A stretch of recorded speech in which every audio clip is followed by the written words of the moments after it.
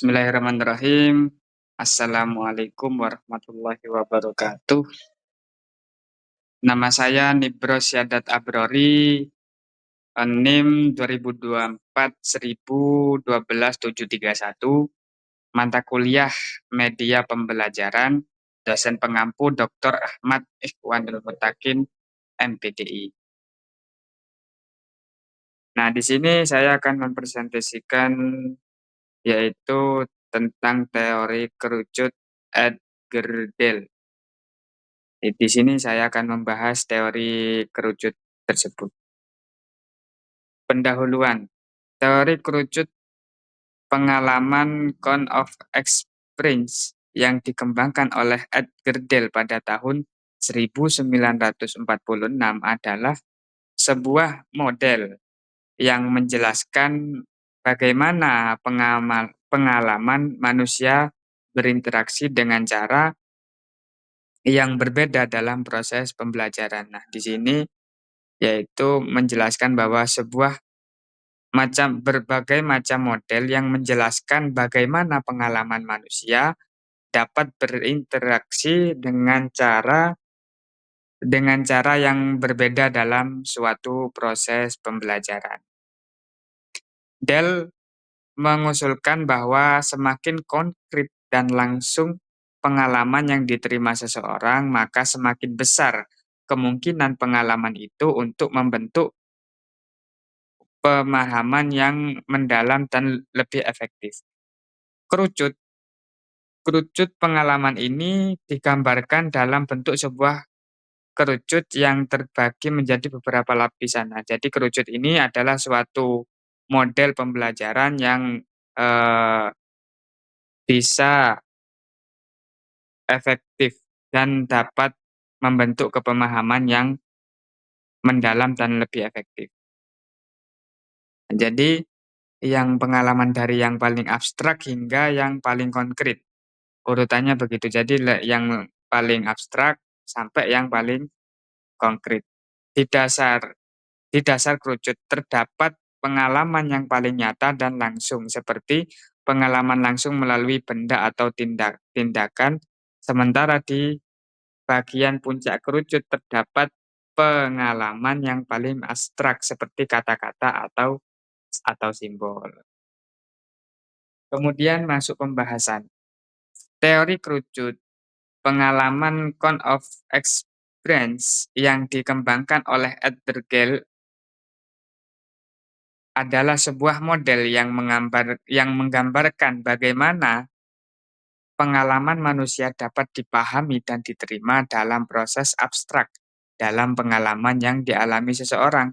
Dalam teori ini, pengalaman digambarkan dalam bentuk kerucut yang terbagi menjadi beberapa lapisan dari yang paling konkret hingga yang paling abstrak. Nah, jadi seperti tadi itu, teori kerucut Edgerdale adalah sebuah model atau metode atau media yang menggambarkan suatu proses pembelajaran, dan model ini itu memperlihatkan hubungan antar tingkat konkret, mulai tingkat konkret sampai yang paling abstrak. Tuh. Kemudian lanjut pembahasan yang pertama, ada struktur kerucut pengalaman. Kerucut ini terdiri dari beberapa tingkatan yang mengurutkan berbagai jenis pengalaman berdasarkan tingkat konkretitasnya. Terus yang urutannya yang pertama ada pengalaman konkret. Lapisan yang pertama ada pengalaman konkret didasari kerucut. Pengalaman yang paling nyata dan langsung seperti melakukan eksperimen, observasi, atau partisipasi dalam aktivitas. Ini adalah pengalaman yang mengaktifkan berbagai indera dan memungkinkan pemahaman yang lebih mendalam. Misalnya seseorang siswa yang melakukan percakapan langsung atau eksperimen ilmiah itu. Terus kemudian ada pengalaman melalui pengamatan. Jadi yang pertama ada pengalaman konkret, terus kemudian ada pengalaman melalui pengamatan.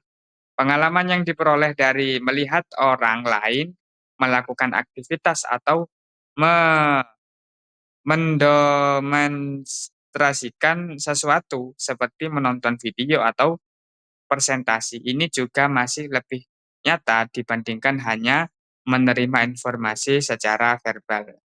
Kalau ini kan menjelaskan suatu pengalaman yang diperoleh dari semisal contoh melihat orang lain melakukan aktivitas atau mendemonstrasikan sesuatu. Seperti contoh menonton video atau presentasi itu termasuk pengalaman melalui pengamatan. Kemudian yang kedua ada prinsip utama teori kerucut pengalaman. Edgar mengusulkan bahwa semakin konkret pengalaman yang diterima seseorang, maka semakin besar kemungkinan pengalaman tersebut untuk membentuk pemahaman yang mendalam dan dapat diingat dengan baik.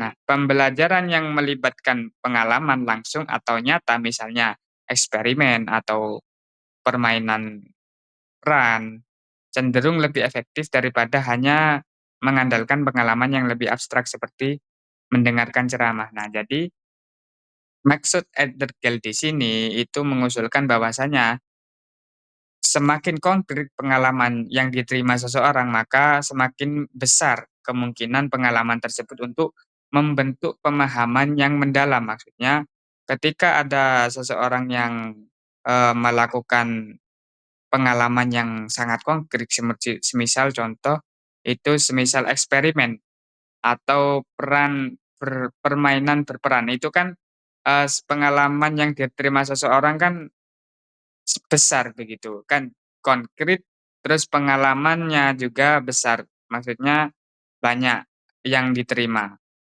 Lebih baik langsung terjun seperti langsung praktek seperti bermain berperan eee,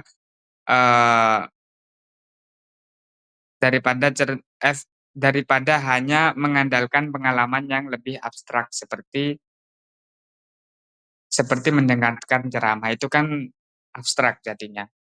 Kalau konkret kan seperti berperan, itu kan abstrak. Kalau yang seperti abstrak itu lebih cenderung ceramah. Itu kan, pemahaman itu kan lebih pahaman yang konkret begitu.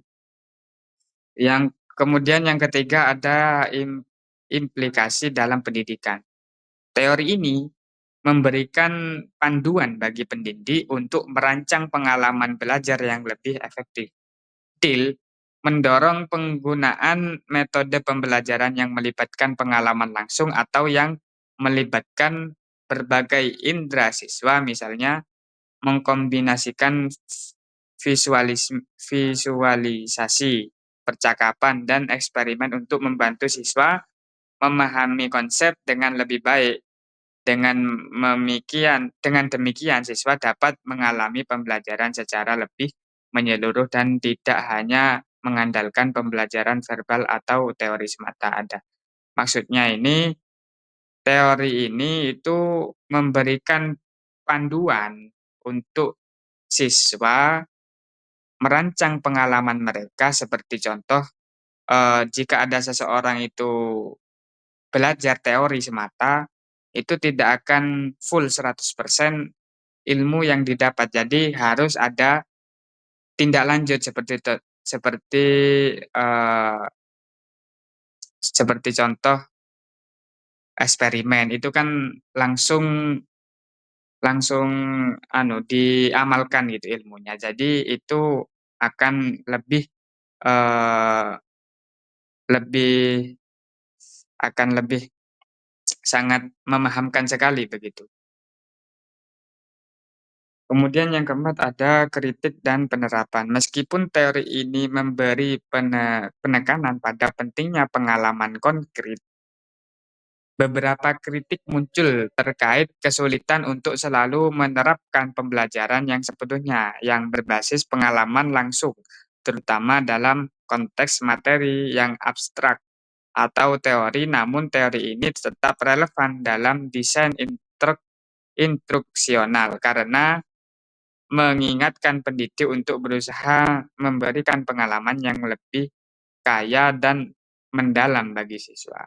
Kemudian kesimpulan teori kerucut pengalaman Edergel menunjukkan bahwa pembelajaran yang melibatkan pengalaman yang konkret itu cenderung lebih efektif dibandingkan hanya dengan materi yang abstrak. Dan jadi kesimpulannya dari Edergel sendiri itu menjelaskan bahwasanya pembelajaran, jika kalau ada orang yang sedang belajar itu lebih efektif yang konkret dibandingkan hanya dengan materi yang cuman abstrak seperti ceramah begitu saja. Dengan menggunakan model ini, pendidik diharap dapat merancang pengalaman belajar yang lebih bervariasi dan sesuai dengan kebutuhan siswa, yaitu menciptakan pembelajaran yang lebih mendalam dan lebih menyeluruh lagi. Kemudian referensi tadi saya ambil dari buku-buku ini. Mungkin hanya itu saja presentasi dari saya. Kurang lebihnya mohon maaf. Wallahul muwaffiq ila aqwamit thoriq. Wassalamualaikum warahmatullahi wabarakatuh.